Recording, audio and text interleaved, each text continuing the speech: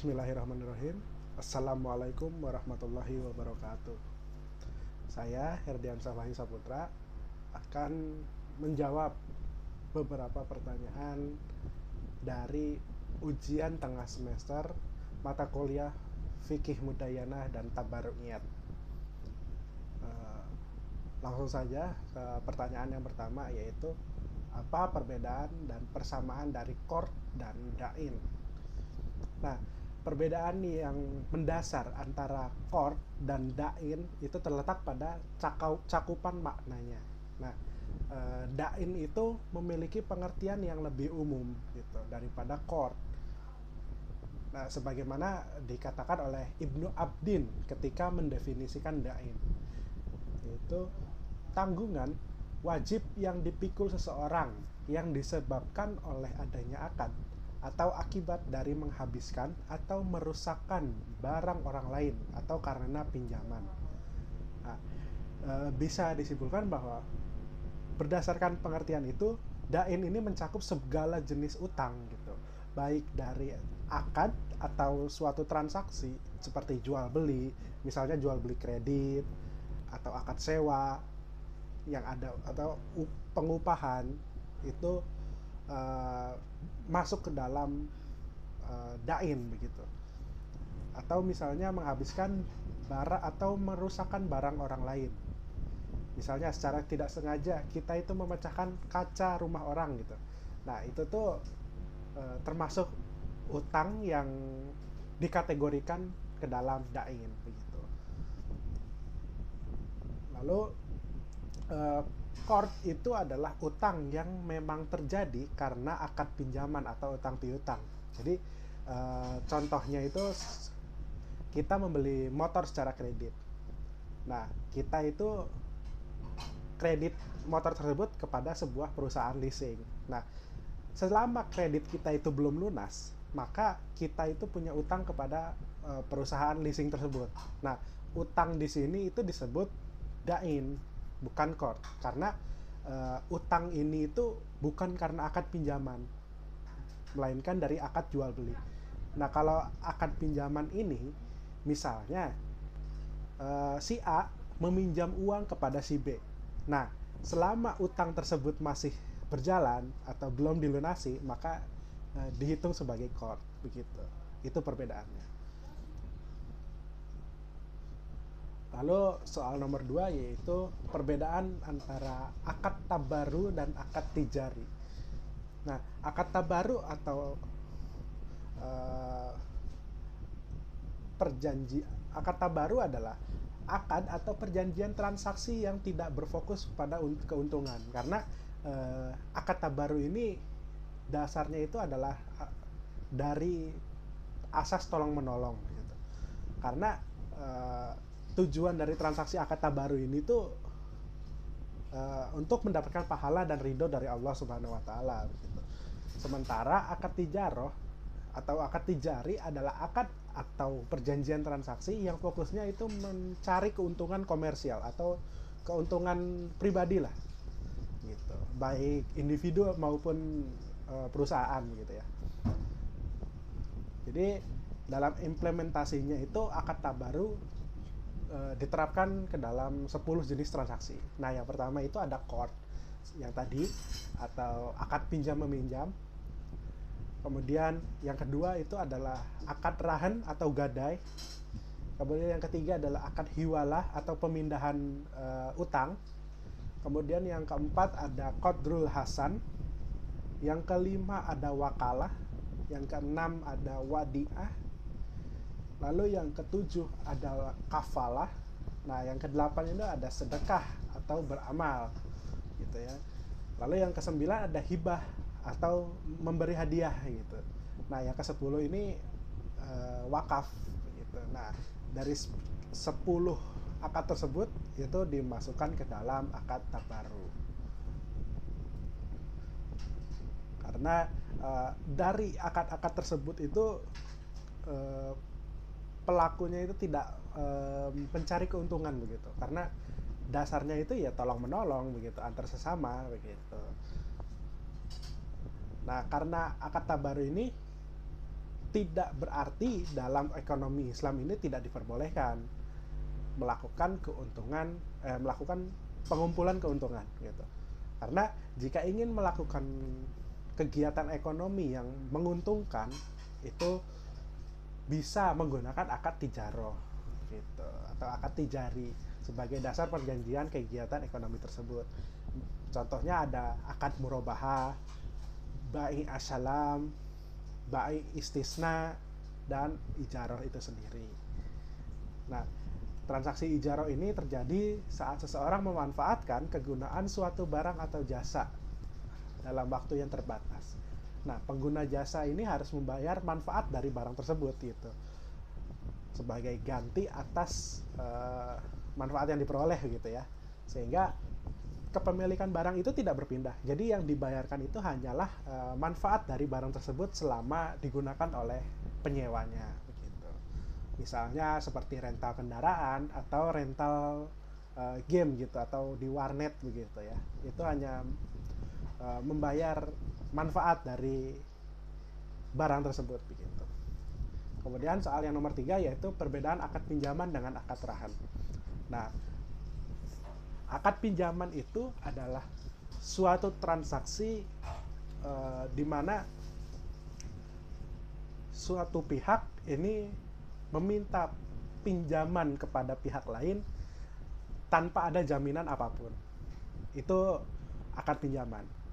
Lalu bedanya dengan akad rahan atau akad gadai adalah meskipun sama-sama menjadikan uang sebagai barang atau objek pinjaman, namun di dalam akad rahan itu terdapat barang atau benda yang dijadikan jaminan hutang gitu. Jadi misalnya suatu saat si peminjam ini tidak bisa mengembalikan dana yang dipinjamnya waktu yang lalu, itu bisa ditutupi oleh benda atau barang jaminannya ini. Nah, cara menjaminkan barang ini supaya bisa dilakukan pelunasan begitu ya, gampangnya itu adalah dengan cara dilelang barangnya. Lalu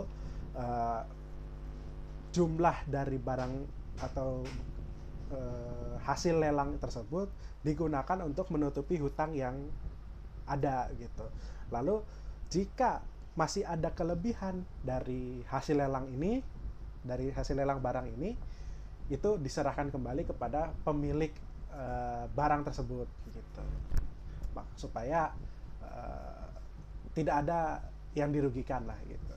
Jadi sama-sama terbantu lah begitu ya. Nah, gadai itu juga ada dua pandangan ya, ada yang konvensional dan ada juga yang syariah. Nah, yang konvensional ini biasanya itu mengandung riba begitu ya, karena terdapat tambahan nilai yang harus dibayarkan pada saat pelunasan begitu. Jadi nilai nilai uang yang dipinjam dengan nilai uang yang harus dikembalikan itu lebih besar uang yang harus dikembalikan begitu. Nah, kelebihan dari dana yang dikembalikan itu disebutnya riba gitu. Makanya kalau bisa atau sebisa mungkin lah kita itu menghindari riba, karena Allah sudah mengharapkan riba begitu ya. Nah, sebagai gantinya itu ada pegadaian syariah. Nah, itu dijamin tidak ada riba begitu kalau dalam syariah itu ya. Kemudian yang soal nomor 4 yaitu mengenai pinjaman online. Nah, praktik pinjam meminjam itu dalam bahasa Arab disebut qard, seperti yang dibahas dalam soal yang pertama tadi. Nah, qard itu secara harfiah bermakna pengalihan hak milik harta atas harta. Nah, menurut paham para ulama mazhab Hanafiyah, qard ini merupakan sesuatu yang diberikan seseorang dari harta yang mitsil atau yang memiliki perumpamaan untuk memenuhi kebutuhannya. Nah, sedangkan menurut ulama Malikiyah, qard itu adalah suatu penyerahan harta kepada orang lain yang tidak disertai iwad atau imbalan atau tambahan dalam pengembaliannya. Sedangkan ulama Syafi'iyah berpendapat qard ini memiliki pengertian yang sama dengan as-salaf, yakni akad pemilikan sesuatu untuk dikembalikan dengan yang sejenis atau yang sepadan gitu. Jadi bisa disimpulkan bahwa pendapat para ulama ini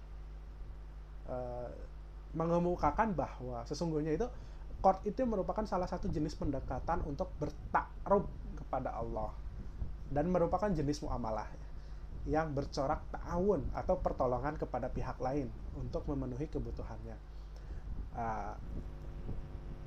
Abdul Muiz Ali selaku wakil sekretaris Komisi Fatwa MUI itu menyebutkan dalam kajian fikih muamalah kontemporer, pinjam uang dengan cara online itu hukumnya boleh, asalkan praktik yang dilakukan itu harus sesuai dengan syariah begitu ya. Nah, kalau yang sesuai dengan syariah itu yang bagaimana? Nah, Abdul Muiz Ali ini dalam tulisannya itu di situs resmi MUI ada ya, itu disebutkan bahwa yang pertama itu tidak menggunakan praktik ribawi atau riba ya, dalam seperti rentenir lah gitu, itu tidak boleh. Riba dalam berpiutang adalah sebuah penambahan nilai gitu ya, atau bunga yang melebihi jumlah pinjaman saat dikembalikan gitu. Jadi ya seperti yang disebutkan sebelumnya, riba itu adalah terjadi jika uang yang harus dikembalikan itu lebih besar dari uang yang dipinjam sebelumnya begitu. Yang kedua itu adalah jangan menunda-nunda dalam membayar hutang. Nah, hukum menunda untuk membayar hutang jika sudah mampu itu haram karena jatuhnya mengambil hak dari orang yang meminjamkan uang tersebut gitu ya. Karena ya uangnya sudah ada tapi masih kita tahan begitu. Itu tidak boleh ya. Kemudian yang ketiga itu memaafkan orang yang tidak mampu membayar. Hutang itu termasuk perbuatan mulia. Nah, kalau yang ketiga ini maksudnya adalah kalau misalnya si orang tersebut tidak mampu membayar karena ya memang tidak mampu begitu ya, itu ya kalau bisa diikhlaskan itu perbuatan mulia. Jadi jatuhnya kita memberikan pertolongan lah begitu kepada orang tersebut. Meskipun dalam hakikatnya hutang itu wajib dibayar ya, tapi kalau orang yang meminjam ini betul-betul nggak bisa nih lunasin hutangnya itu, maka memaafkan orang tersebut atau orang yang meminjam tersebut itu perbuatan yang mulia dalam ajaran Islam gitu. Namun yang banyak terjadi di Indonesia itu adalah praktik pinjaman online yang tidak sesuai dengan syariat Islam. Banyak kasus loh di berita-berita gitu ya, di televisi, di media sosial juga banyak kan, bahwa orang yang menjadi korban lah istilahnya dari pinjaman online yang tidak sesuai dengan syariah itu biasanya diteror begitu ya, karena ya supaya orang tersebut mau membayar maka semua hutang-hutangnya ini disebarkan ke orang lain begitu. Jadi semua kontak di HP-nya itu bisa diretas begitu ya. Lalu dikirimkan pesan yang aneh-aneh lah pokoknya ke orang yang ada di HP tersebut lah begitu ya. Jadi kalau melihat mayoritas praktik dari pinjaman online itu, kalau saya melihatnya kebanyakan yang tidak syariah begitu ya. Jadi ya kalau bisa janganlah gitu. Mending kalau lebih baik kalau mau pinjam uang itu lebih baik ke bank begitu, ke bank syariah terutama ya. Karena kalau di bank syariah itu pinjaman, jika kita mengajukan pinjaman dan kemudian di ACC diterima, itu biasanya tanpa ada ini apa, tanpa ada riba lah begitu ya, karena sistem yang digunakan itu biasanya sudah sesuai dengan syariat Islam. Mungkin itu saja yang bisa saya sampaikan. Mohon maaf apabila ada kekurangan dan kesalahan. Wabillahi taufiq wal hidayah. Wassalamualaikum warahmatullahi wabarakatuh.